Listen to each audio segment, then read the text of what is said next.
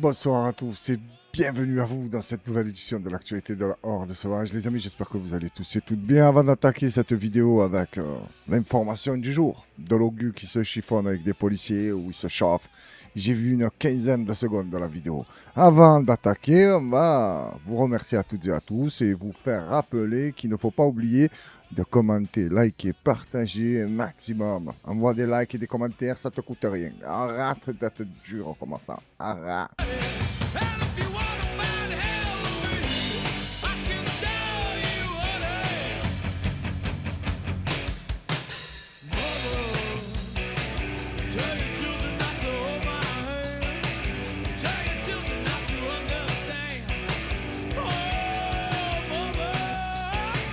Tu vois, si Sébastien Delogu écouterait ça au moment de l'altercation, il te les monte en l'air aux trois flics. Hein. Allez, on regarde. Je vous ai dit, allez, on regarde. J'ai mis pause où ça enregistre et j'ai envoyé la vidéo. Et après, j'aurais parlé pendant 2 heures pour rien. Il est 15h16 lundi après-midi, lorsque le député LFI des Bouches-du-Rhône, Sébastien Delogu, rentre chez lui. Devant l'immeuble, 3 policiers en civil. Il soupçonne la présence d'un voleur dans le bâtiment. Mais la situation s'envenime rapidement. Sur ces images, un policier insulte l'homme politique. Sucez-moi ici, poussez-vous. Poussez-vous, sucez-moi. Vous n'avez pas montré de plaque, je ne sais pas qui vous êtes. Il n'y a pas de souci. Voilà. On travaille pour les montrez-moi la plaque. Impossible pour l'heure de savoir ce qu'il s'est réellement passé avant. Oh putain, je viens de capter un truc rien à voir, la Horde, mais... Attends, je tiens à le préciser. J'ai le même t-shirt que Sébastien Delogu. Ça m'arrive de le mettre des fois. Putain, en fait, j'ai beaucoup de points en commun avec lui. Hein. C'est pas bon, ça. Voilà. On travaille pour les montrez-moi la plaque. Impossible pour l'heure de savoir ce qu'il s'est réellement passé avant et après cette vidéo. Mais les agents accusent l'insoumis de les avoir empêchés d'entrer et d'avoir déclaré « La République, c'est moi, trou du cul !» Tous les 3 ont déposé plainte pour outrage sur personne. Attends, moi je comprends plus. Il faut savoir c'est qui la République. C'est toi ou c'est Mélenchon? Parce qu'il nous a déjà fait le coup avec les policiers. Et là, je sens que les policiers mentent. Je sais pas pourquoi. J'ai plus confiance en l'homme politique. Parce que le trou du cul qu'il lui a envoyé quand ils étaient dans le hall de l'immeuble, j'ai senti que c'était pas un flic sympathique. Qu'à vrai dire, la LFI, ça m'a pas l'air d'être trop son truc. Donc, je sais pas qui ment, je m'en fous, il s'est rien passé d'incroyable. Hein. Ils se sont pris dans le bloc, voilà, viens ici, donne-moi ça, laisse-moi rentrer, monte ta plaque et ferme ta gueule. Il n'y a rien d'alarmant, j'ai envie de te dire. Dépositaire de l'autorité publique. Pourquoi s'interposer? Pourquoi les empêcher de faire leur job? Je rappelle, Sébastien Delogu est un député de la République qui respecte à minima les fonctionnaires de police qui viennent faire leur métier de policier pour arrêter un délinquant. Oui, mais peut-être que c'est eux qui lui ont manqué de respect. On ne sait pas. On n'était pas là. Toi, j'ai l'impression que tu étais avec eux. Ouais, c'est vrai que les flics, ils mentent pas. En plus, entre vous, qu'est-ce qui s'est passé? Bon, on est arrivé, on lui a insulté sa mère, il n'a pas aimé.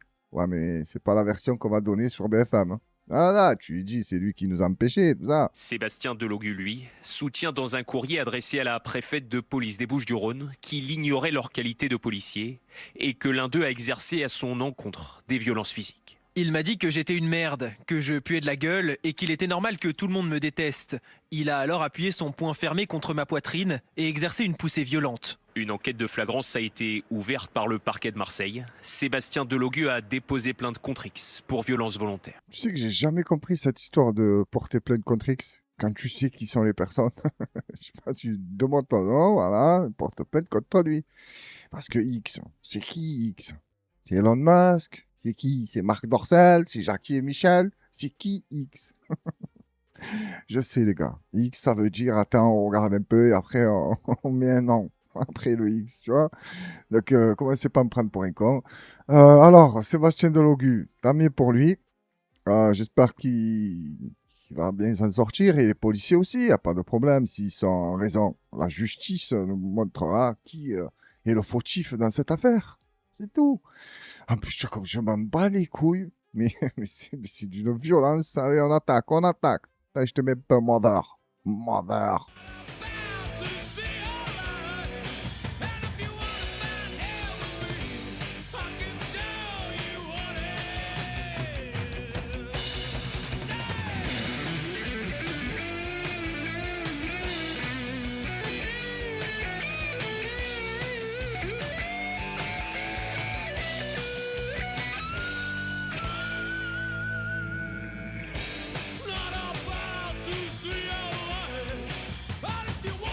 sais pas si j'ai déjà mis celle-là.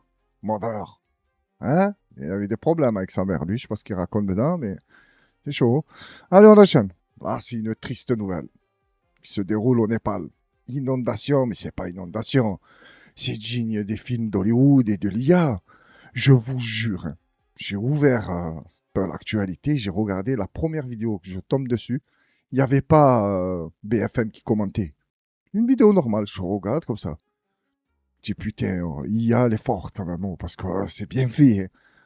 Ensuite, je descends les vidéos d'après. Inondation au Népal, le Népal, inondation, 19 morts, 384 touristes disparus. Et cette vidéo doit dater de, je sais pas, hier. Donc, le bilan va faire que s'aggraver. Ça m'étonnerait qu'il te dise, c'est bon, on a trouvé 300 personnes, c'était vivantes sous l'eau, ils nageaient. Parce que comme elle arrive, la vague. Oh là là. Mais c'est impressionnant, mais tu as vu que c'est rien. C'est ça qui m'impressionne le plus, moi. Quand l'eau, tu vois, la terre, elle bouge un truc, tu connais les plaques tectoniques, tout ça, là, bouge un peu. Oh, tu as vu ce que nous, on subit? C'est des cataclysmes. Comment on dit quand l'eau elle arrive comme ça? J'ai oublié, un déluge? Non, pas un déluge. Déluge, ça vient du ciel, non? Comment on dit? Tsunami? Mais voilà, tsunami, trop connu le mot. Moi, je voulais chercher un truc plus technique. Mais c'est pas grave. Qui repose en paix. Les Népalais, en plus, c'est là-bas qu'il s'est passé il n'y a pas très longtemps une révolution. Non? C'est au Népal. Ils ont massacré tous les ministres. Et là, attention, hein, s'ils commencent à leur faire regarder, vous vous êtes retournés contre le gouvernement, la terre a voulu se venger parce que nous sommes les élus. Oh, ils sont capables de faire un truc comme ça. Je dis, moi. Et tous les hommes politiques. Hein. C'est quoi un homme politique? Il prévoit. Et là, il prévoit qu'il faut plus que tu le fasses chier. Hein, parce qu'ils te disent gouverner, c'est prévoir. Des phrases de dragon encore. Bon, attends, on va regarder ça. Je sais pas, j'allais partir d'un. Ces images absolument ahurissantes du Népal, des inondations massives avec Patrick Sauce, près de 400 touristes qui sont portés disparus. Dont 291 étrangers. Effroyable parce que vous voyez ces images à vitesse réelle avec des gens qui fuient. On est en train de les recevoir. Ces images sont bien réelles. On est juste au-dessus de Katmandou. Et malheureusement, ces images, on va devoir s'y habituer. Ce n'est pas la première. Putain, mais à chaque fois qu'il y a une vidéo, il y a Patrick Sauce, c'est un truc de fou. Bah, je sais, chef du service international de BFM. Mais en fait, dans le service international de BFM, il n'y a que le chef. Parce que à chaque fois, c'est lui qui parle. Première fois cet été qu'il y a des coulées de boue. Je suis à côté de Marc, qui pourra évidemment vous parler du changement climatique. Mais là, on est dans... Oh, ils sont forts. Hein. J'ai vu comme il te l'a glissé, le truc climatique. Mais il veut pas l'assumer, lui. T'as dit Marc, il va t'en parler. Dans un état de catastrophe et de sidération totale, c'est-à-dire qu'il y a simplement 8 corps qui ont été repêchés, mais des centaines de personnes sont portées disparues. On est au-dessus de Katmandou, c'est-à-dire qu'il y a énormément de touristes étrangers qui viennent. Je le répète encore une fois, ce sont des images à vitesse réelle qui nous parviennent en ce moment même du Népal. Et vous avez raison d'insister, ce n'est pas la première fois ces derniers mois, effectivement, qu'il y a des effondrements de ce type. Des deux côtés de l'Himalaya. Des deux côtés, effectivement, de l'Himalaya. C'est affolant. Hein.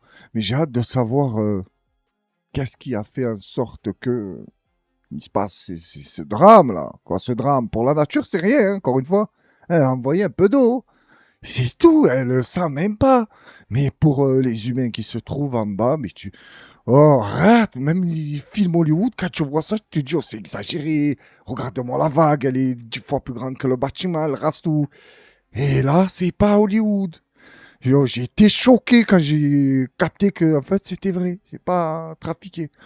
J'ai dit, mamma mia, tu te retrouves là-bas, tu veux faire le touriste au Népal. Il y a quoi au Népal là? Bah, après, c'est la mort quand elle doit arriver, elle arrive. J'allais dire, ouais, tu devrais aller dans un autre pays. Non, de partout. Et eux là-bas, quand ils nous sortent des dingueries, que ça soit le tsunami, que ça soit le. Non, Katrina et tout, c'est aux États-Unis ça. Ouais, eux-mêmes, les drames, ils leur donnent des jolis prénoms. Ils seraient déroulé ça aux États-Unis, tu vois le nom qu'ils lui auraient donné. Là, les Népalais, les pauvres, ils n'ont pas le temps. C'est un drame pour eux. Ils pensent à retrouver les membres de leur famille, les amis, tout le monde. Non, les Américains, direct, ils se basent sur le marketing. Comment on va l'appeler, cette vague? Ouais, mais il y a quand même plusieurs morts, les touristes, tout ça. Non, mais il faut trouver un nom. Mais sinon, on va galérer à le vendre aux journaux du monde entier. Ils pensent qu'au business. Rien à foutre de ceux qui sont morts. En tout cas, que tous les Népalais reposent en paix, les touristes aussi, force à leur famille, on est de tout cœur avec vous, même si, si ça sert à grand chose, mais tu as compris, je le fais pour le geste. C'est comme ça, c'est mon côté bienveillant. Voilà. Moi, je souhaite le malheur à personne. Quand le malheur s'abat sur quelqu'un, ben, voilà, quand je le sais, hein, je ne sais pas, je suis pas devin, mais quand je le sais, ça me touche. Voilà. C'est comme ça, je suis un humanitaire, moi. Quand l'humanité elle souffre, j'ai l'impression de perdre une partie de moi. Je sais pas comment vous expliquer. Et là, vous allez croire que je vous prends pour des cons et tout. Et le sujet, il n'est pas drôle du tout. Mets de côté le sujet, repose en paix, hop, on n'en parle plus. Maintenant, je te parle de moi, de mon côté humanitaire. Je souffre parce que tu as vu les drames qui se passent dans ce monde. Non, mais c'est pas vrai, hein. C'est pas que ça me fait rien. C'est que si ça me ferait quelque chose, je serais mort déjà. Je serais mort là. Donc le mieux, c'est que tu regardes ça avec un peu de distance. Et là, je vais te faire une miniature, genre un cataclysme au Népal. Ah, et après, je me fous de la gueule des médias qui veulent vendre. Et... On est des hypocrites, là. C'est comme ça. Des fois, on fait des trucs, mais je le remarque. Hein. Désolé, je veux m'écarter du sujet, mais c'est pour vous dire que des fois, quand je fais le montage, je me dis, attends, mais là, tu t'es contredit. Comme la dernière fois, je vous ai dit, je ne nage pas. Dans le montage, ça m'a perturbé, ça, un peu. Je ne nage jamais sur la corniche de Marseille. Et après, je te dis, oh, j'ai failli mourir là-bas. Tiens, pas de problème. Il t'a dit, je fous pas les pieds, mais il a failli crever là-bas. Mais non, je te parle de quand je suis devenu conscient, je ne suis plus allé, laisse tomber. Mais quand j'étais petit, je crois que quand ma tante ou l'autre, ou ma mère, ou mon oncle, ils me ramenaient à la plage, ils me demandaient mon avis, ils me ramenaient là-bas. C'est là où j'ai failli crever. Parfois même, je capte que je me contredis dans la vidéo. C'est rare, mais des fois, je le capte. Parce que je dis quelque chose pour quelqu'un, plus loin, dans une autre situation, je dis limite le contraire, mais je me dis non, si tu appliques ça là-bas, il faut l'appliquer là, ou il faut se l'appliquer à soi-même. Et des fois, je me perds. Mais aussi, là, je fais ça sans réfléchir. Blablabla, blablabla. Hein? Et il y en a qui vont se dire, ça se voit, tu réfléchis pas. Tu n'as pas besoin de le préciser. Allez, on enchaîne là. Mais j'aime bien quand il y a des clashs comme ça sur les plateaux télé, mais je ne sais pas qui est qui. Tu vois, et je regarde lequel me semble le plus de mauvaise foi. Et on va découvrir ensemble, je l'ai vu la vidéo, ça va, mais il y en a un des deux qui m'a l'air de plus mauvaise foi que l'autre. Regarde et tu me dis ce que tu en penses. Nous agissons, madame. Mais qui nous, monsieur? Et j'aimerais Qui- juste qui- en sorte c'est du qui nous? débat que la France insoumise ou l'ultra-gauche souhaite mettre sur la table. Moi, je pense en Vous travers... dites nous, on ne sait pas qui c'est. Mais nous. madame- Je vous pose la question. Madame, qui je c'est nous, vous monsieur? réponds, madame, moi, Vous êtes j'ai créé... représentant madame, du MEDEF, vous madame, êtes moi, j'ai créé représentant une d'un parti PME, politique. chef d'entreprise, chef Mais oui, mais alors nous, c'est quoi? C'est Madame, monsieur parle pour c'est- son entreprise. Mais C'est madame, qui, je nous suis un élu syndical. Donc vous représentez le... Elle lui dit, c'est qui nous? Tu parles de ton entreprise. Il a dit, madame, moi je suis un élu syndical. Moi j'ai créé. Moi j'ai. Il te dit qui c'est nous? Je dis, lui, c'est qui nous? C'est si dur que ça? Tu veux pas le lâcher? le MEDEF. Madame, Non, mais c'est sortez tout. de ce dogme. Il n'y a pas que le MEDEF dans ce pays. Mais Il y a la dites-nous de quel CPME, il y syndicat a êtes-vous? l'UMI qui est un syndicat, Mais vous de savez, quel du syndicat? tourisme. Oh, s'il est du MEDEF, il est mauvais, lui. Ici, c'est quoi le problème? C'est pas bon le MEDEF? Parce que même s'il en fait partie, il n'ose pas assumer, ça doit être quelque chose. Oh. De l'hôtellerie, de la restauration. Mais vous voyez, le problème, C'est c'est que vous ne secret, travaillez pas. Mais je viens de vous répondre, madame, sauf qu'il n'y a pas plus. Non, tu n'as rien répondu du tout. Commence pas. Et là, il va te sortir les belles phrases. Celui qui n'entend pas est plus aveugle ou plus sourd ou qu'on n'entend pas avec les yeux. Tu m'as compris. Mais en tout cas, il n'a pas répondu. Sûr que celui Mais qui ne non, veut pas vous entendre. me donnez 3 noms Donc en de fait, syndicats c'est différents. un moment, faut écouter le peuple. C'est une démocratie. Hop là! À un moment, il faut écouter le peuple. Il faut écouter le peuple, il a dit. Pourquoi faire? C'est fini. Avant, il faisait semblant de nous écouter, dire oui, on va faire, t'inquiète pas. Il faisait rien du tout. Mais de nos jours, c'est fini. Puis personne n'écoute personne et chacun sa mère. J'ai un fou, moi. Je pense que les gens, ils sont solidaires, ils sont. Mais qu'est-ce que je suis con parfois? C'est aussi le pouvoir du peuple. Et ne vous en simplement vous, le déplaise, peuple. dans le peuple. Là, il prend les gens pour des cons. Hein. Genre, il mêle le peuple pour que les gens se sentent concernés. Oh, j'aime bien lui, il parle du peuple, ça me fait plaisir. Voilà. Elle, je l'aime pas. Elle est là, elle pose trop de questions et lui, il nous représente. Réponds aux putains de questions, commence pas ton discours. Il y a aussi des patrons. Nous agissons, madame. Et ouais, nous agissons, madame. Voilà. Elle n'a pas aimé ce petit ton arrogant, là. Il dit, c'est qui nous? C'est qui nous? Et là, il a commencé à parler d'Aristote, des Grecs, quand ils ont signé les traités de Maastricht. Non, pas les traités de Maastricht, à l'époque, là. Les Grecs, tout ça. C'était un bon délire. Eux, ils se réunissaient tous comme ça. Alors, qu'est-ce qu'on fait? Qu'est-ce qu'on fait pas? Après, il y a eu d'autres vicieux qui se sont mêlés. Ils ont dit, attends, oh, on va pas demander à tout le monde à chaque fois. Là, on prend les décisions et On leur jette des miettes. On appellera ça la démocratie. Il va pas appeler des trucs comme ça. Et ça a marché. Hein. La police a encore récidivé en France. Et quand j'ai vu cette vidéo, j'ai pensé à, à un commentaire qui m'a dit « Et les vidéos des Blancs, pourquoi vous les diffusez pas ou vous en parlez pas ?» Ben, je lui ai dit, moi, envoie-moi des vidéos de Blancs qui se font massacrer par les flics. Puis je les passe. Et je vais m'indigner. Mais là, c'est pas un Blanc. Et attends, aussi, s'il n'y a pas énormément de Blancs qui se font maltraiter, comment tu veux que ça tourne? Ou tu vas me dire qu'il y en a beaucoup, mais les gens, ils font pas tourner les vidéos. Ils ont plus la haine du Blanc que des policiers blancs? Non, je crois pas. Je pense qu'ils auront plus la haine du policier blanc parce qu'il y a deux trucs négatifs dans l'intitulé, alors que l'autre, il n'y a que le blanc. Tu vois ce que je veux te dire? Un policier frappe et gaze un homme à Lille. Une enquête a été ouverte. Donc il lui met un coup de pied, il le gaze. L'autre, ça y est, même si on va dire au début le menacer, je vais te frapper, pas je vais te frapper. Ok, tu l'as gazé, tu lui as mis un coup de pied, il se retourne, il a mal. Pourquoi tu rajoutes un autre coup de pied? C'est quoi ça? C'est légitime défense aussi? D'accord. Peut-être. Hein. À Lille. Une enquête a été ouverte, on te raconte. La scène se passe le 17 août dernier à 7h du matin sur le parking des Halles Centrales à Lille. Elle a été filmée par une voisine. La police venait d'intervenir pour une rixe entre une quinzaine de personnes dispersées dès leur arrivée. Mais un homme, juste ici, t-shirt déchiré, essaie de s'expliquer. L'un des agents le frappe au niveau de l'entrejambe, puis le gaze au niveau du visage à bout portant. L'agent lui remet un coup de pied alors que l'homme est dos à lui, il est menotté, puis tiré violemment vers une voiture de police. Là encore, une fois à l'intérieur, il est frappé. Aucun des autres policiers ne s'interpose. Selon 2 témoins et les images elles-mêmes, l'individu n'a fait aucun geste brusque, violent ou menaçant pour les fonctionnaires. Interrogé par Street Press, la police nationale a confirmé l'ouverture d'une enquête administrative prédisciplinaire confiée à la direction interdépartementale du Nord. Mais ils n'ont pas répondu à nos questions sur les justifications des agents ou s'ils exercent encore sur la voie publique. Ça me fait penser à celui qui défendait les policiers de l'affaire de Sébastien Delogu. T'as dit, il faut laisser les policiers travailler. Bah ouais, regarde, ils ont laissé. Hein. Et apparemment, quand on les laisse bosser, ils sont pas très sympas. Ils sont une dizaine, il y a un mec face à eux, ils le gazent, ils le prennent à coups de pied. Il m'avait pas l'air agressif. Hein. Peut-être qu'il tenait des propos maléfiques, mais sinon, il m'avait pas l'air agressif. Et en plus, même si, je sais pas, il lève la main, il sort un couteau, il a une arme, tu me le tases. J'ai pas de problème avec ça, moi. Mais là, il m'avait l'air de discuter. À savoir, des fois, les images sont trompeuses. Mais pour moi, là, elles étaient claires. Le mec, il devait se plaindre. C'est toujours compliqué de se faire contrôler. Il y a des journées, ça se passe mal. Hier soir, tu as mal dormi. Et lui, il vient, il commence à mal te parler. Tu as envie de dire, mais qu'est-ce qu'il y a? C'est quoi le problème? Et tu tombes sur un bâtard. Voilà.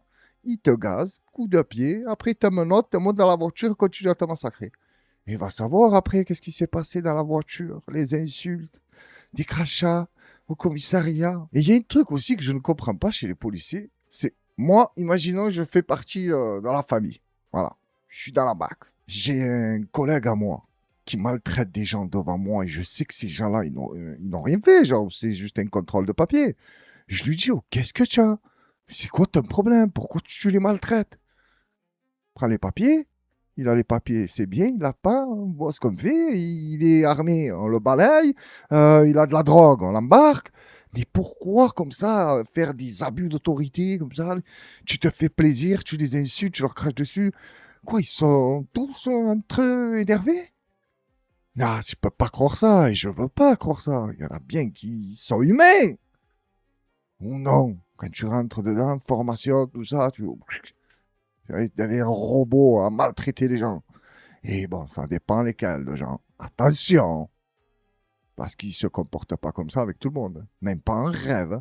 Même pas en rêve. On enchaîne avec Gabriel Attal, où pas mal d'histoires sombres qui ressortent tout d'un coup. Je ne sais pas pourquoi. Hein? Ça n'a rien à voir avec le fait qu'ils sont tous en campagne présidentielle et qu'ils cherchent tous à se démonter. Non, c'est plus profond que ça. Parce qu'à chaque fois qu'il y a une histoire de cocaïne dans le gouvernement, j'ai l'impression que Gabriel Attal, il est pas loin. C'est lui qui a le contact ou quoi? Comment ça se passe? On va écouter cette histoire, mais c'est triste pour lui. À chaque fois, il n'est pas au courant, il n'a rien à voir, il ne sait pas ce que c'est, lui. Je crois qu'il faudrait lui expliquer. Parce que peut-être qu'il s'emboît dans la corque, dans les narines, ça fait des années, mais lui, il pense que c'est des bonbons ou un truc comme ça. Non, non, c'est interdit, Gabriel. Je sais que pour vous, les lois, vous ne les connaissez pas trop, vous ne savez pas si elles vous concernent ou non. Mais c'est interdit ce que tu t'envoies dans le pif. Cet été, l'un de ceux qui fut votre proche conseiller en charge de la communication, Louis Jubelin, a raconté dans les colonnes d'un magazine avoir beaucoup consommé de cocaïne alors qu'il travaillait auprès de vous au moment où vous étiez à Bercy. Est-ce que vous le saviez? Non, et c'est un sujet qui est très douloureux pour moi. Vous l'avez dit, c'est un ancien collaborateur. Qu'est-ce qu'on doit comprendre quand il insiste sur le fait de nous dire que c'est un ancien collaborateur, tu vois? Voilà, tenez vraiment à le repréciser. Parce qu'Apolline, elle nous l'a dit déjà. C'est bon, on a compris, il ne travaille plus avec toi. D'ailleurs, il faut vérifier, tant il va mieux depuis qu'il t'a quitté. Parce que ce qu'il a déclaré, il n'a pas dit depuis que je l'ai quitté. Il a dit quand j'étais avec lui. On bossait ensemble, il y avait une ambiance, on était tous à 2000. Tu m'étonnes. C'est normal alors que les dossiers n'étaient pas bien traités, ça allait vite. Il dit ah, mais ça c'est pas important. Les Canadaires, laisse tomber. Combien ils veulent 2 milliards, je sais pas combien, mais jamais dans la vie, tiens-vous quoi. Laisse tomber les Canadaires, annule. Il y a quoi d'autre? Tu as compris. Tu peux pas bien travailler dans ces conditions. L'autre, il a dit j'arrête. Il s'est retiré. Il a dit ça va trop vite avec Attal. Ou je peux avoir une autre vision de la chose. Tu as dit c'est regrettable cette histoire, tout ça. Peut-être que c'était lui qui avait le contact aussi et il les a quittés. Et là, ils sont en train de consommer des trucs pas dignes de leur standing. Il n'est plus pour moi depuis plus de 2 ans. Il a été un de mes collaborateurs pendant plusieurs années et j'ai su... Parce que crois-moi que c'est des fatigués, ces gens-là. Je ne parle pas de Gabriel Attal en particulier. Ceux qui sont au contrôle. Mais j'en suis sûr qu'en question de coque, ils doivent reconnaître direct. Tu auras la couleur, tu te dis, oh, ça là, vient de Bolivie, ça là, non? Fait un passage à, je ne sais pas où, à Cayenne, moi, s'est arrêté. La connaît, ça là. Il consommait pas mal. Mais je préfère, tu vois, celle qui est à côté là. Dans le pot qu'il a ramené Macron. Macron, je pense que c'est à l'odeur. Tu vois, elle n'est pas encore arrivée, ils l'ont pas déballé, il sent comme ça. Ah, c'est bon, tu m'as ramené celle de Pedro, c'est la meilleure. Gabi va être ravi. Qu'il avait eu un moment, une grande souffrance face à une annonce très difficile qu'il a eue. Hop là, il justifie sa consommation abusive de cocaïne à son pote là, par un drame. Voilà, il a appris des mauvaises nouvelles. Direct, il m'a dit appelle Pedro. Parce que nous, on est comme ça dans le cabinet. On ne se rend pas fou à pleurer, pas pleurer. Quand il y a un problème, on sort le kilo. Mais je ne l'ai pas vu sombrer. Si vous l'aviez su, vous l'auriez gardé? Bien sûr que non. Bien sûr que non. Et je ne l'ai pas vu sombrer dans de telles turpitudes. Donc toi, le mec qui bosse avec toi, tu fais pas attention. Hein, c'est un putain de camé, ils ont dit, il l'a envoyé. Hein, et tu veux faire attention aux Français que tu ne vois pas, que tu fréquentes pas, que tu connais pas. Mais non, en gros, déjà surveille les gens avec qui tu bosses et après tu vas nous surveiller à nous. Mais c'est magnifique comme il nous prend pour des cons. Il lui a dit, oh, tu l'aurais gardé, il a dit non. Jamais, mais ça va pas ou quoi? Et une droguée dans notre cabinet? Jamais de la vie. J'en ai marre. Genre... Non, c'est pas vrai, j'y crois pas. Il n'y a pas de gens qui pensent que ce que raconte Gabriel Attal est vrai. J'y crois pas. Et vous savez, ça me dit 2 choses. 1, le fléau de la drogue, il est partout. Vous avez eu d'ailleurs d'autres collaborateurs, y compris... récemment... Le fléau de la drogue, il est partout.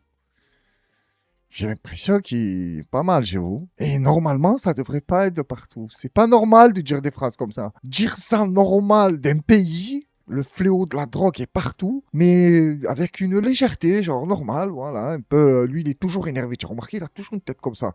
Quand il sourit, il est un peu diabolique et quand il... Je sais pas, il est bizarre, Gabi, je te le dis, moi. Il doit avoir des démons intérieurs. Ils sont pas gentils. S'il y a des démons, sympa. Je ne sais pas si vous connaissez un peu le monde des démons. Celui de Gabi, je le sens mal. Bon, attends, continue. Qu'est-ce qu'il a dit? J'ai oublié. Des collaborateurs à Matignon de Sébastien Lecornu, le conseiller aux affaires agricoles. Et ça a conduit Sébastien Lecornu à l'idée de ces tests généralisés dans les ministères. Mais vous savez, ça montre que la drogue est un fléau qui concerne tous les milieux, tous les secteurs, et que donc on doit agir partout et qu'on doit lutter résolument contre le narcotrafic. Agis d'abord dans ton cabinet. Arrête de vouloir faire le mec qui gère le fléau de la drogue internationale. Tu n'arrives même pas à gérer des mecs à côté de toi qui se massacrent. Arrête, Gabi, arrête. Qu'est-ce qu'il y a? Qui t'a sorti cette histoire? Parce que là, tu es souvent mêlé avec des histoires de drogue. Ils t'en veulent? Retire-toi, je sais pas, moi. Vous êtes sans pitié quand vous voulez la présidence. Mais en plus, moi, c'est là où je comprends pas, c'est quand ils se tirent dans les pattes, ils nous font leur cinéma. Mais on sait que c'est pas vous qui décidez. Ça y est, les autres, ils se sont mis d'accord ou pas encore? Je sais pas, ou peut-être que vous vous battez pour qu'ils voient qui est le plus soumis. C'est bon, mis sur lui. Lui, il obéit bien, j'aime bien, c'est ce qu'il a dans l'œil. Tu vois, je sais reconnaître, moi, les bonnes soumis. Quand on est positif à ces tests, est-ce qu'il faut systématiquement être écarté dans le service public? Frédéric Becbédé, à propos de l'éviction d'Émilie Tranen-Guyenne de France Télévisions, avant elle de Chavannes, dit « Les temps ont changé, de mon temps, c'était considéré comme un problème de vie privée. Est-ce que toute personne testée positive, que ce soit dans les ministères, que ce soit dans les services publics, doit être écartée ?» Oui, bien sûr, mais parce que le monde a changé aussi. Moi, j'entends ce que dit Frédéric Becbédé, mais aujourd'hui, le narcotrafic, c'est un fléau qui pourrit la vie de territoires entiers en France. Regardez ce qui se passe à Marseille, regardez ce qui se passe. Je veux dire, c'est une organisation qui s'est installée dans notre pays, qui vit de ça. Donc évidemment qu'il faut prendre ces décisions-là. Puis moi, vous savez, j'ai un rapport. Oh, j'ai pas compris la réponse. Tu es allé où? Il a vite balayé l'histoire de celui qui est testé positif. On arrête de parler avec lui. Et passer au trafic à Marseille, au fléau mondial. Réponds sur ça, attarde-toi un peu, développe. Mais je sais pourquoi il le dit vite. Au cas où, demain, un pote à lui le chope, mais il veut pas le virer. Il dit, ouais, mais ce jour-là, j'ai dit ça, oui, mais je parlais plus du fléau, de combattre. Il s'arrête jamais de mentir, jamais il reconnaît. C'est vrai, là, je me suis manqué.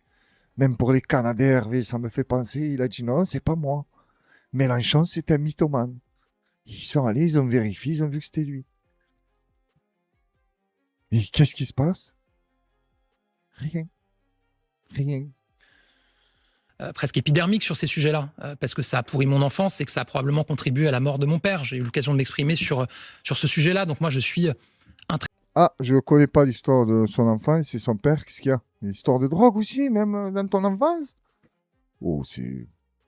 étape sur ces questions-là. Évidemment, je me mobiliserai toujours sur ce sujet. Merci. Ah ben, on te remercie de vouloir te mobiliser. Putain, là, je viens de regarder là, le fond d'écran. La télé, elle est un peu loin, mais on s'en fout. C'est, pour de bon, tu tiens à voir leur tronche. Juste, tu écoutes ce qu'ils racontent, ça suffit. Après, s'il y a des images techniques, je zoome. C'est pas un problème. Mais ça y est, je sais plus quoi faire. Je vous l'ai dit, moi, enfant, j'en ai marre. Regarde, je me trouve dans une cabane de jeté, là. Et la lune. Non, elle est belle, elle est belle. Je rigole, je rigole. Moi, j'aime bien ce que je mets derrière. Même si je sais plus quoi mettre. Allez, on enchaîne. Gabriel Attal, toujours dans des histoires bizarres de cocaïne. Hein, comme on dit, quand j'ai toujours près de la scène du crime, c'est qu'il faut enquêter sur toi. Il y a un problème. Tu es toujours là à dire, ouais, mais c'est lui, je suis pas au courant, je ne savais pas. Alors, combien de fois je crois que ça va passer, ça? Quand je suis tombé sur cette image postée par le Parisien, je me suis dit, ouais, ils n'ont pas de limite, les États-Unis, c'est impressionnant. Regarde-moi ça. Le cerveau des attentats du 11 septembre, Khalid Sheikh Mohammed, sera jugé en 2028. Attends, comment ça se... Attends, déjà, ça, je viens de percuter. Ça s'est déroulé quand? En 2001? Et le juge en 2028, mais laisse tomber, ça y est, laisse-le oui. Pourquoi tu veux le juger, gros? Il a fait combien? 27 ans? C'est ça? Et tu veux commencer à le juger maintenant? Putain, je viens de réaliser. Mais attendez, vous avez vu le cerveau? Arrête, le mec, c'est Jacques Villeray de Bagdad. Mais comment? C'est lui le cerveau? Mais c'est pas possible, oh, j'en suis sûr. Lui, tu lui donnes une Porsche boîte auto, il n'arrive pas à partir. Et tu vas me dire qu'il a détourné des avions, Pentagone, World Trade Center, et c'était où le quatrième? J'ai oublié. D'ailleurs, s'il y a eu un quatrième, hein, parce que le Pentagone aussi, c'est pas mal. Moi, quand j'ai vu les images, je dis waouh, alors l'avion, qu'est-ce qui s'est passé? Les tours, on a vu 2 avions, ils sont arrivés, boum. Mais le Pentagone, il n'y avait rien. Il y avait un trou. J'ai mis un beau trou en plus. C'est le défaut des Américains. Ils aiment que ça soit bien fait. Et le trou, tu vois, genre, ils écrasent tout, ils éclatent tout. Non, non, déjà, ça coûte énormément cher. Hein, parce que le mec qui finance le Pentagone, il leur a dit, OK, vous faites péter les murs, mais commencez pas à tout faire péter. Parce qu'après, il faut construire derrière. Il a dit, là, t'inquiète, on va te faire une trou. Magnifique. Et tout ça, c'est pas la CIA, c'est pas, je sais pas qui, le président. Non, c'est lui. C'est lui. Il a gambergé seul à tout ça. Ben Laden, il n'était même pas au courant. Il a donné deux, trois, tu vois, deux, trois sacoches. Je lui ai dit, tiens, essaye de te démerder avec ça. Et lui, voilà, il s'est calé dans une voiture avec un pote à lui. Ils ont lu des bouquins sur le pilotage. Il a dit, allez, on y va. Ils se prennent deux Boeing. A tout éclaté. Et il a dit à son pote, tu as bien pris tes papiers sur toi. Et là, tu as dit, tu es con ou quoi? Comment tu veux que je passe la douane? Je dis, ah ouais, c'est vrai. Ils ne doivent pas savoir qu'on fait partie de la CIA, quoi, des larbins de la CIA. Le cerveau du 11 septembre. Bah, bah, bah, bah. C'est quelque chose quand même. Hein. Moi, lui, il débarque, il me dit, oh là, on va faire un attentat. Et je dis, déjà, va chez le coiffeur, hein, parce que là, ça passe pas à la douane. Oh, même tu arrives, tu veux pas faire d'attentat. Je te dis, non, tu rentres pas dans l'avion, je te raconte. Parce que si tu me rentres avec une tête comme ça et le pilote, il te croise, il va tomber dans les pommes, c'est pas possible. Tu restes là. Donc déjà, avant de me faire être dégradé sur les épaules, voilà, tu me rases tout ça. Putain, mais là, je sais pas où il est. Là, je rigole, je fais le con, mais il doit avoir une détention, lui. Oh là là. Parce que le gouvernement américain et la justice américaine, moi, j'en rigole. Mais eux, c'est vraiment lui, quoi. Ils le tiennent. C'est bon, dans le cerveau. Bon, au début, c'était Ben Laden, après, c'est lui. Après, moi, lui, c'est la première fois que je vois sa tête. Je savais même pas qui c'était. Et ils me disent que c'est le cerveau du jour où le monde a basculé. C'est lui, le cerveau. Non. Ne me prenez pas pour un con, quand même. Et non, je peux croire à énormément de choses, mais pas ça, pas ça. Je te rappelle de lui, rapidement, Cisco. Ben, il a mal fini, hein, apparemment. Il fait la main, je sais pas quoi. J'ai même pas envie de mettre ses musiques, mais il y a un pote à moi, il était fan de Cisco. Quand j'ai vu ça, j'ai dit putain, je sais pas comment lui annoncer à mon pote. Ton idole, tu vois, le ouais, cosa va. Eh ben, c'est devenu un jeté. Mais c'est ça le problème quand tu montes rapidement, parce qu'aux États-Unis, tu as vu comment ils sont, hein, ils te font péter. Même en France maintenant, si tu as remarqué, ils te font péter vite, mais après, ils se lassent. Ils consomment les vidéos rapidement, ils les filment, ils les regardent en x2. Les artistes, voilà, ils les kiffent en x2 aussi, parce que hop là, ils en ont marre. Ça, il m'a gonflé, lui. Alors, ça fait 2 semaines, il fait des showcases, en plus, il est plein d'histoires, et ça va trop vite. Et Cisco, il est monté trop vite, comme beaucoup de stars qui sont redescendus aussi sec. Et ça doit faire quelque chose. Hein. Tu es au top, tout le monde te veut, les interviews et les contrats et les publicités. Du jour au lendemain, le téléphone, il sonne plus. Mais c'est vrai, genre, c'est pas... ils inventent, ils exagèrent. Non. Tu vois, ça va doucement, doucement. Et un jour, il n'y a plus d'appel, il n'y a plus rien. Et là, tu t'es dit, mais attends, j'étais Cisco. Oh, eh ben, c'est fini. La mode des dragons, c'est passé. On n'en veut plus. Désolé. J'espère que tu as bien investi, que tu as coffré. Mais lui, apparemment, d'après cette vidéo, je ne vais pas la mettre. Hein, parle en anglais tout le long. Et qu'il y a ses musiques. Et il te montre même pas des images où il est en galère. Donc, j'ai trouvé un peu la vidéo bizarre. Mais je tenais à vous le dire. Au cas où il y a des fans de Cisco. Voilà. Soyez tristes pour lui. Comme vous l'avez aimé. Il faut être là dans le bon comme dans le mauvais. Tu veux voir c'est quoi de la vraie musique. Et ça, c'est pas consommer rapide, parce que il se passe tout sur scène. Il y a de la bagarre, de la violence, de l'hystérie, des cris, des pleurs, de la joie. C'est le rock and roll, bordel. Regarde, va lui péter la tête à coups de béquille et l'autre, il va commencer à crier comme les enfants. Tu as vu quand ils veulent quelque chose, là, ils tapent par terre. Pareil, il y a de tout sur ce rock and roll. Tiens, le con de ta mère. Aïe, il s'est à peine gratté la tête. Aïe, aïe, aïe, aïe. C'est Mickey, hein. Mais pourquoi il a fait ça?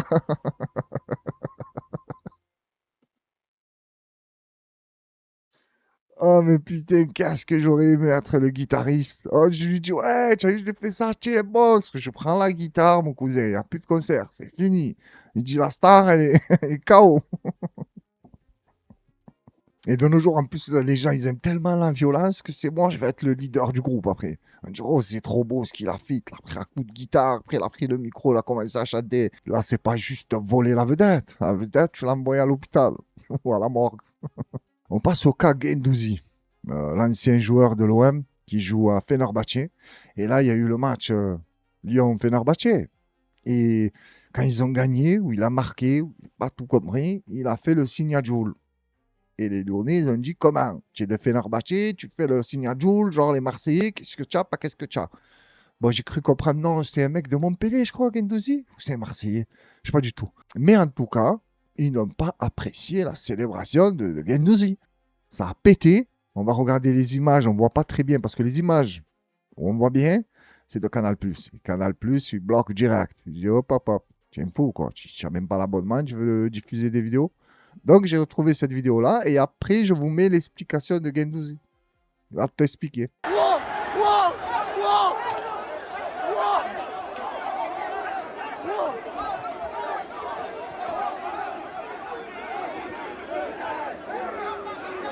Oh, j'ai l'impression qu'il y a un mec qui se fait chiffonner, mais c'est pas Guendouzi.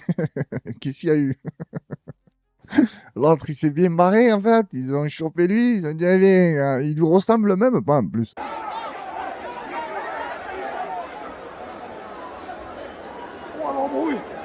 Waouh, l'embrouille. C'est une honte. Là, le foot, il est scandalisé, genre. Au niveau, la FIFA, tout le monde se chiffonne comme ça, mais ça va pas. Oh, il y a des enfants qui vous regardent. Hein? Mais qu'est-ce que vous en battez les couilles? Vous êtes multimillionnaire, vous courez derrière un ballon. Vous allez faire des excuses, c'est vrai qu'il faut pas faire ça, c'est pas bien, c'est pas bien. Et l'histoire va être réglée. Tu vas faire quoi? Sanctionner tout le club, toute la Ligue des Champions? Même Guendouzi va leur dire, mais ça va pas, les gars. Oh, j'ai fait le signe à Jules. Je sais qu'il y a des gens qui l'apprécient pas, mais à ce point, putain. Et là, on va passer à l'explication de Guendouzi. Bougez pas. Vous savez, quand vous avez 60 000 personnes qui insultent votre famille, votre mère, vos enfants, même avant le match, et qu'il n'y a personne, que ce soit du corps arbitral, personne qui dit au stade de se taire, parce que je sais qu'en France, s'il se passe ce genre de choses, il y a un temps où ils vont parler aux supporters et leur disent d'arrêter, sinon le match peut être arrêté. Donc pendant 90 minutes, même plus, avec même l'échauffement, ils ont insulté ma famille, ils ont insulté... donc c'est quelque chose qui touche. Donc honnêtement, voilà, je suis très heureux d'avoir gagné. Pour moi, le respect, si tu veux taquiner, ça taquine dans les deux sens. Donc voilà, ils ont insulté ma mère et ma famille pendant plus de 90 minutes, comme je l'ai dit. Pour moi, c'était irrespectueux. Si après on peut même pas célébrer comme on a envie de le faire, pour moi, je trouve ça dommage. En tout cas, voilà, je suis très heureux. Pour moi, c'était le plus important ce soir de se qualifier, et c'est tout ce qu'on va retenir. C'est vrai que ça doit être quelque chose, hein, 60 000 personnes qui t'insultent ta mère. C'est putain. Mais moi, j'ai pas compris. Donc, ils auraient préféré que Guendouzi leur insulte leur mère, qu'ils fassent le signe Jules. Mais non, ça va. Je préfère qu'il fasse le signe Jules, moi, quand il marque. Il vient, il me dit, je vous baise, je vous sais, je vous ça. Et si ce qu'il nous raconte est vrai, pendant 90 minutes, il lui a insulté sa mère, ça va. La réponse n'était pas violente. Hein. On gagne, je te fais le signe à Jules. Mais le plus, c'est d'avoir perdu, en fait. N'importe quoi qu'il aurait fait, ça aurait pété. Tu gagnes, en plus, tu nous nargues. Ça passe pas. C'est un scandale, je tenais à le dénoncer. J'appelle à boycotter le foot. Voilà. Regarde-moi cette vidéo, elle est magnifique. Alors, tu as une jeune femme qui aime bien remuer les fesses, tu vois, twerker. Et tu as un pote à elle qui a trouvé ça rigolo de venir pour la soulever et la jeter dans l'eau. Sauf qu'il a surestimé sa force. Et grâce à lui, l'ambiance est passée de festif à ambiance de catch, de MMA, de violence.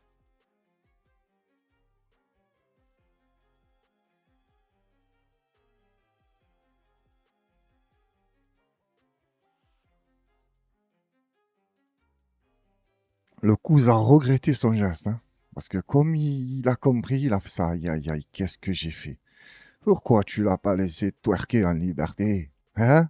Ça lui faisait du bien, elle, de bouger son cul, alors que tout le monde n'en avait rien à foutre, hein, autour. Hein, ils n'étaient pas intéressés, mais quand ils ont vu qu'elle s'est pris le rebord de la piscine dans le dos, à mon avis, elle a dû crier fort, hein, parce qu'il n'y a pas de son dans la vidéo. Là, oui, tout le monde a été intrigué.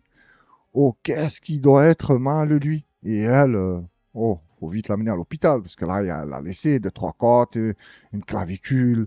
Le cul te casse pas la tête, il a rien eu, hein. Bouge pas. Quoi? Il a bougé, mais tu m'as compris. Il lui arrivera rien. Eh ouais, il a voulu faire son intéressant. Ah ben regarde, tu intéresses tout le monde, hein. Et elle aussi. Mais on se demande à quel moment elle était intéressante. Quand elle twerkait ou quand elle s'est cassé le dos. Rapidement, un petit mot sur le taré là, qui promenait à 4 h du matin avec un masque de Chucky. C'est bon, ils l'ont chopé. Allez, on écoute et on passe à autre chose. D'ailleurs, il reste, je crois, une vidéo ou deux. L'homme qui terrorisait Philadelphie avec un masque de Chucky a été arrêté par les autorités à Las Vegas. Cet homme, c'est lui, Zaymeyer Hughes, 22 ans, et depuis la semaine dernière, il poursuivait certains habitants de Philadelphie dans la rue, habillés d'un masque d'horreur de la poupée Chucky. Il avait notamment pris en chasse une joggeuse en lui lançant « Es-tu prête à mourir ?», avant qu'elle ne trébuche en tentant de lui échapper. Selon les autorités, Zaymeyer Hughes a abordé plus d'une douzaine de personnes et aurait expliqué vouloir faire des vues sur les réseaux sociaux. Après les incidents, la police avait obtenu un mandat d'arrêt contre lui pour des faits d'agression. Les enquêteurs ont alors suivi les images de caméras de surveillance afin de retrouver sa trace et ils l'ont identifié quittant Philadelphie le 19 août dernier depuis l'aéroport Trenton-Mercer dans le New Jersey. Il s'est d'abord rendu à Orlando puis à Las Vegas, là où des membres du service des US Marshals et du groupe de travail sur les délinquants violents du Nevada l'ont finalement arrêté ce mardi. Zaymeyer Hughes a été placé au centre de détention du comté de Clark sans possibilité de libération sous caution. Il devrait comparaître devant un juge avant d'être extradé vers la Pennsylvanie, où il devra répondre aux accusations portées contre lui. Il a voulu faire le buzz et faire des vues, s'est retrouvé en prison. Voilà. C'est magnifique. Tant mieux pour toi. T'apprendras à faire le con. Et ces vidéos, il est posté où? Parce qu'il devait filmer, il devait avoir une caméra. Et tu prêtes à mourir? Ah, il leur court après. Mais s'il les poste après sur Instagram, TikTok, ou tu vas me dire quoi? Il faisait ça dans le dark web. On va savoir. Parce que sinon, ils auraient trouvé les vidéos, non? Parce qu'ils n'ont pas parlé de son contenu. Je pensais qu'ils allaient le faire. C'est pour ça que j'ai mis pause. Après, je dis, attends, non. Laisse-les, peut-être qu'ils vont en parler. Mais non, ils n'en ont pas parlé. Bon, qu'il aille se faire foutre. Un taré de moins en liberté. Ça, c'est juste pour les anciens. Voilà. Tupac qui apprend les ficelles du métier au jeune Snoop Dogg. Et apparemment, il venait de lui offrir une chaîne de Death Row. Et là, Tupac est en tendance. Il ressort de tous les côtés, vu que le procès de son présumé assassin vient de s'ouvrir. J'ai regardé une petite vidéo. Une petite vidéo, elle durait quand même... Qu'est-ce que je raconte, moi? Elle durait 1h30. On le voit, le procès, mais c'était les voix. Le mec, il t'a mis des voix off, elles sont dégueulasses. J'ai regardé 5 minutes, j'ai pas pu j'enlever. Mais on jette un coup d'œil sur les anciens.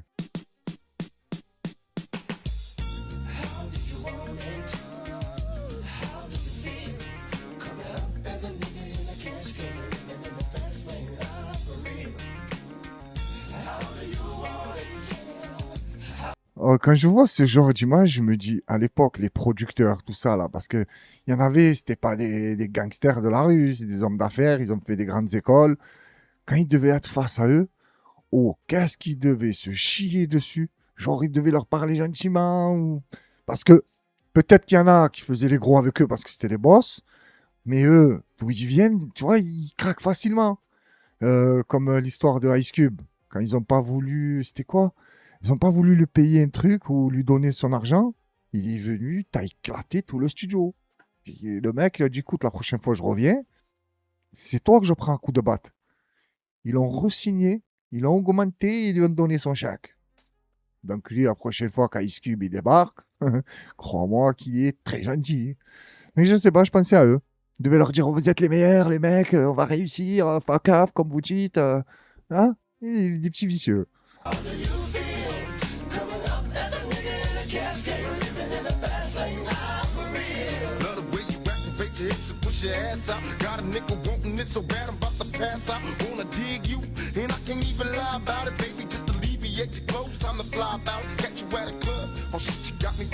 Elle me fait délirer la tête à Snoop, il dit comme ça. Genre il apprend, et tu vois qu'il est en train de lui parler. Je pense ou d'un film ou d'un clip, caméra elle arrive comme ça, tu fais le signe West Coast, tout ça. Mais j'avais jamais vu cette vidéo et voilà, je tenais à la partager pour les fins connaisseurs de la West Coast. Je connais pas de la East Coast. East Coast c'est Puff Daddy et tout. Mais putain, ah quelle ordure. Tu vas voir, hein, pas longtemps il va sortir lui. Je sais pas pourquoi, mais tu vas le revoir. Et on se quitte avec le sujet qui va passionner tout le monde pendant longtemps là. la sortie du dernier GTA 6. Le jeu qui a fait basculer des générations dans des histoires. Et ça, j'en suis convaincu. GTA a matrixé des gens. Tu rajoutes à ça un petit Totorina, tu vois, une petite série comme ça, la Corleone, quand elle est sortie aussi. Hein. J'ai vu des jeunes qui ont pris un coup au moment où ils ont vu cette série. Et ça, je vous le promets que c'est la vérité. Ils ont vu le petit Totorina arriver de la pauvreté, là, un paysan, doucement, doucement gravir les échelons jusqu'à devenir le capot des capis, des capis, des capots. Ils se sont dit, je vais faire pareil. Il y en a, ça s'est mal passé en route. Hein. Ils sont plus là, d'ailleurs. C'est triste. Mais voilà, GTA, pour moi, fait partie de cet univers-là, qui a rendu fou une génération entière. Tu as vu dans GTA ce que tu peux faire? Tout. Voilà. Tu es dans une ville, tu frappes les gens, tu les écrases. Tu les écrases, tu gagnes des sous. Tu les tues, tu gagnes des sous. Dans le but, c'est de faire monter le compte en banque. Parce que le jeu, tu vas le finir combien de fois? 200 fois? Non, après, tu vas commencer à faire des business. Et il y a des gens, ils sont vraiment dedans. Mais ils ont leur vie. Ils se mettent à manger, à boire. Ils jouent non-stop tout le temps. La vie réelle, ils s'en occupent plus. Dans GTA, il est riche, puissant, il connaît du monde, il a des meufs, il va dans les bars à striptease. Pourquoi tu veux que sa vraie vie l'intéresse? Il n'y a rien de tout ça dans sa vie. Le mec, il vit chez sa mère, il n'y a pas de copine, il a un pote à lui. Pareil, ils vivent dans GTA, ils restent ensemble dedans. Et c'est très bien hein, qu'ils restent dans leur chambre et ils font que jouer. Parce que ceux qui osent sortir, voilà, ils n'arrivent plus à faire la différence entre le réel et le virtuel. Et ça donne le monde où on vit. Allez, on écoute cette histoire de faire des milliards avec un putain de jeu. Et... oh. C'est bien la première fois qu'un jeu est utilisé sur Netflix. Pour moi, c'est du marketing. C'est dingue quoi. Des chiffres fous et une attente hors norme pour la diffusion d'un aperçu étendu du jeu GTA 6 sur Netflix qui aurait déboursé plusieurs millions de dollars pour avoir une exclusivité de diffusion de 6 heures seulement. Aucune confirmation officielle, Netflix et Rockstar connaissent la puissance marketing du mystère. Mais côté joueur, cet événement divise. Il faut se dire que c'est un événement que j'attends beaucoup parce que quand même, mine de rien, c'est bien la première fois qu'un jeu est utilisé sur Netflix. Pour moi, c'est du marketing. Je suis pas forcément très en accord avec le fait qu'un trailer soit accessible en payant. J'arrive pas à me rendre compte de l'étendue un petit peu de la chose. Et c'est normal, quand on parle de GTA 6, le jeu en développement depuis 2018 a toujours attisé les fantasmes. Son coût exact n'a jamais été dévoilé, mais les estimations les plus sérieuses évoquent un budget entre 1,5 et 3 milliards de dollars, incluant le marketing. Dans ce contexte, cet événement détonne. Une plateforme comptant plus de 320 millions d'abonnés dans le monde et l'éditeur d'un jeu dont la dernière version en ligne a généré près d'un demi-milliard de dollars de chiffre d'affaires en 8 mois, c'est donc forcément un deal de titan. Ça va être un ouragan. C'est sûr et certain, ça va être un ouragan. Il faut savoir que GTA V, il a duré 10 ans grâce au online, le RP, etc. Et là, il prévoit de gagner 8 milliards sur la première année de sortie de GTA 6. Au mois de novembre, il n'y a pas de sortie de jeux vidéo parce qu'il y a GTA 6. C'est un monstre, c'est un raz-de-marée, c'est un tsunami. Et l'affaire récente du hacker qui met en ligne des extraits du jeu agite encore plus la communauté des fans du jeu. Ce rendez-vous est définitivement immanquable. Donc jeudi soir, 21h sur... Je suis dans mon lit devant Netflix avec les popcorn et j'attends de voir les petits gameplays. Voilà pour les fans de GTA, jeudi, hein. Prenez des popcorn, des chips et attendez que Netflix vous montre le prochain jeu qui vont sortir. Un jeu où il y a énormément de monde qui perdent leur temps à jouer à ça. Tu imagines le temps qui passe et tu le perds à jouer à GTA. Attention, hein, j'ai joué GTA et Call of Duty. J'ai joué. Je regrette. Je regrette le temps perdu sur ces putains de jeux de merde. Mais je n'ai jamais été un accro de jeu. Jamais. Une petite période peut-être Call of Duty, mais c'était entre potes, on rigolait. Et bonne ambiance. Mais on a perdu du temps quand même. Là, je peux plus. Même si je suis pas à l'abri de l'acheter, GTA. Mais pas de suite, comme un affolé. Peut-être, je vais le prendre pour voir. Et en plus, j'ai plus la patience. Je vous promets, j'ai plus la patience. Moi, la seule histoire qui me régale dans GTA, c'est le petit qui les a piratés. Voilà. Il est sorti de nulle part. Je crois même que c'était le FBI qui le détenait dans un hôtel. Il est sorti acheter une télécommande, un clavier et une clé Amazon. Il les a piratés. Voilà. Ça, c'est des histoires qui me marquent à moi. Mais leur histoire, leurs milliards, et qui vont te rendre une autre génération folle. Hein, parce que là, les petits jeunes, ils attendent tous GTA. C'est quoi ce GTA? Ils ont joué à l'ancien. Mais bon, c'était pas la hype de quand le jeu il sort. Là, ils vont te matrixer notre génération. En plus, en mieux fait, plus réel. Quand tu vas tuer quelqu'un, là, entre ça et la réalité, je sais pas, il n'y a pas une énorme différence. Donc, ça t'aidera à passer à l'acte plus facilement. Peut-être que ce que je raconte est faux, ou je déconne, ou il n'y a aucune preuve. Moi, j'allais dire cette certitude. Non, parce que être toujours certain de ce qu'on avance, de ce qu'on pense, de ce qu'on dit, tu ne peux pas avancer, tu vas rester fermé. Mais j'y crois fortement. Allez, la horde, on va enchaîner avec les commentaires. Alors, on attaque avec le premier commentaire qui est celui de Kamal. C'est George Soros qui est derrière Glucksmann. En dessous, on a John qui lui répond. Il y a dû en avoir un paquet derrière. Mais sinon, oui, un clown de CIA et Soros. Et moi, je réponds en bas, sacré Soros, une méchante ordure lui aussi. Parce que je connais un peu ce qu'il a fait, lui. Oh, il est très énervé, tu le vois rien qu'à son visage. Les gars, je vous remercie pour le commentaire. En dessous, on a celui de Nassim Belal, force à la horde, merci à toi. Et il y a celui de Satan, personne qui m'a dit quoi? Premier, j'ai gagné quoi? Les experts lui répondent si, de recommenter. Voilà, exactement. Xav, il lui dit un morceau de chocolat. Les experts, merci, il lui répond. Et Bryce Carré lui répond une Rokia. Eh ouais, t'appelles Satan, personne. En tout cas, tu fais ce que tu veux. Si tu te prends pour Satan, force à toi. Et il y en a un là. On va se quitter avec ça.